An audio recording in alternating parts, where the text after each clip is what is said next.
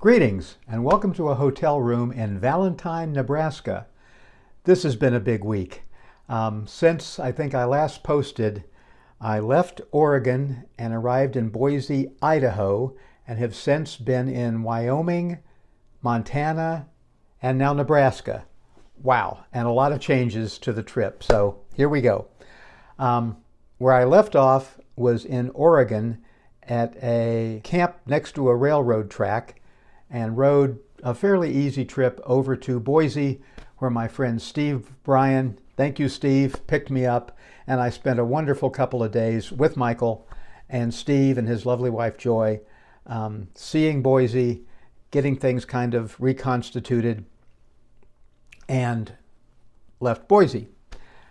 Steve got us back onto Route 20, that nefarious road that has been my nemesis with the fast trucks and narrow shoulders and crosswinds.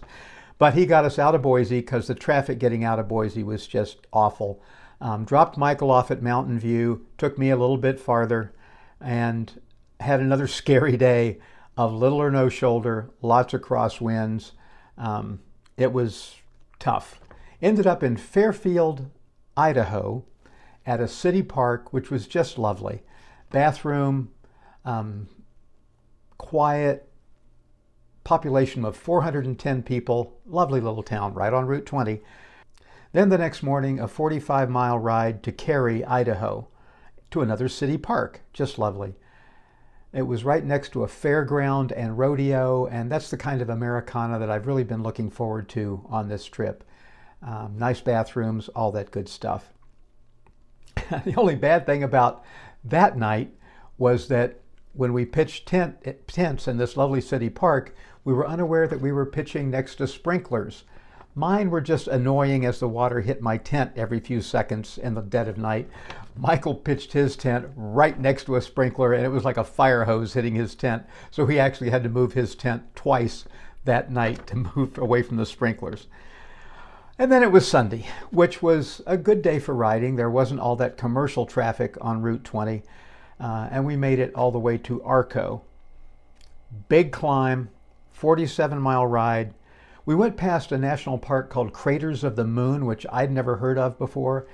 Lava everywhere. I had no idea there was so much lava in the United States, continental United States, but man, there was a bunch of it in around Craters of the Moon, that part of Idaho. After Craters of the Moon, we made it to Arco, which supposedly was the first city ever to be lit first town ever to be lit entirely by nuclear energy. They have that on several signs there in Arco. Lovely RV park, great restrooms, laundry room, but there was thunderstorm and hail, and we survived, no damage or anything, but that was exciting. This RV park was supposed to have a great restaurant with super ribs, and it was closed because it was Sunday, but such is life.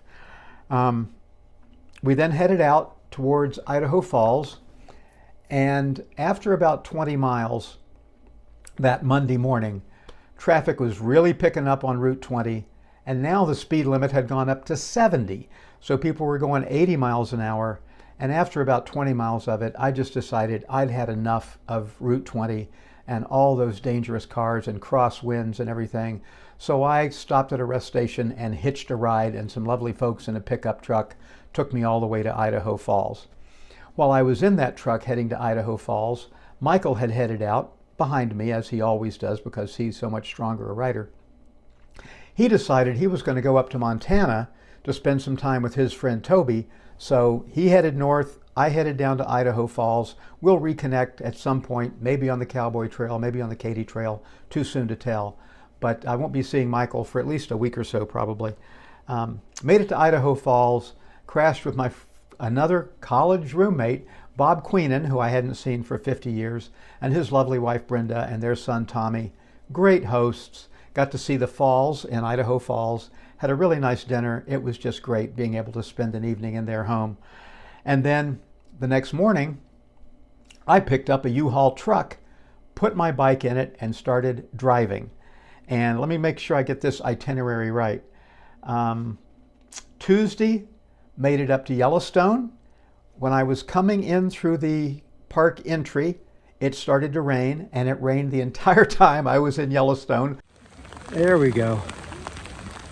Took a while, but it got there. But I got to see a lot of lovely Yellowstone in the rain. It was beautiful. I had no idea it was, again, so volcanic. There were geysers and lava flows just all over the place. Beautiful, beautiful park, as so many of you know. Yellowstone is definitely worth seeing. I should note, in the last 3 days, I've seen 4 cyclists.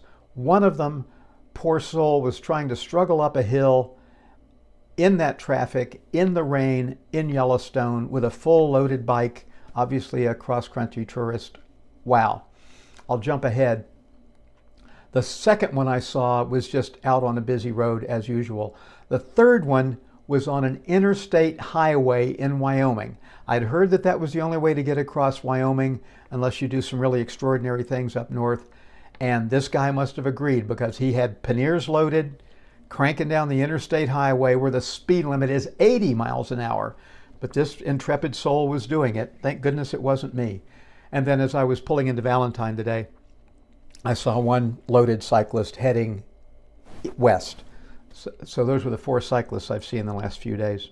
Anyway, Yellowstone was gorgeous. Spent the night in Livingston, another town in Montana, or my first town in Montana. Then Wednesday, went to drive down to here, seeing more touristy sites. Saw the Little Bighorn Battlefield, Devil's Tower. Richard Dreyfuss said he was going to meet me there, but he never showed up. What's with that? Devil's Tower was just so cool. Wyoming was very nice. The vistas were beautiful. You could see long distances. But Montana, man, the vistas were incredible. Just, I want to say acres and acres, maybe square miles of these beautiful golden flowers in the distance. You could just see forever. It was so cool. I loved Montana. Spent the next night in Keystone and then got up this morning, it's hard to keep track, this morning, and did Mount Rushmore. That was kind of cool, about what I expected. Then headed down through the Black Hills of South Dakota, dense forest, kind of intimidating, and then the Badlands. Whew!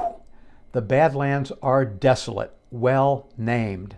I guess I should have assumed there was a place something like that in the United States, but it was really, really kind of scary almost.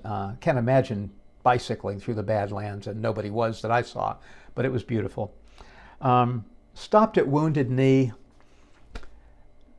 The Wounded Knee massacre site is just nothing. There are a handful of Native Americans sitting there in chairs by the road to sell you dream catchers and stuff like that. And there's a little cemetery on a hill, and there's this sign that talks about the massacre. But that's it. It is not a National Park Service place, monument with brochures like every place else that I stopped. Frankly, I think it's more deserving of tribute than Mount Rushmore. So that was very disappointing. We can do better than that for something like Wounded Knee, which I think is very important. That was a big disappointment, one of the few on the trip so far. Anyway, after Wounded Knee, made my way on down here to Valentine, checked into this hotel. I guess I'm just going to eat some of my trail food tonight. And then tomorrow morning, back on the bike and onto the Cowboy Trail, where I'll be going east across Nebraska. A lot of it goes parallel to Route 20, but not on Route 20. And I guess that's it for week 3. Thanks so much for watching. If you like these videos, please like and subscribe. I'll see you next time. Have a great day. Thanks.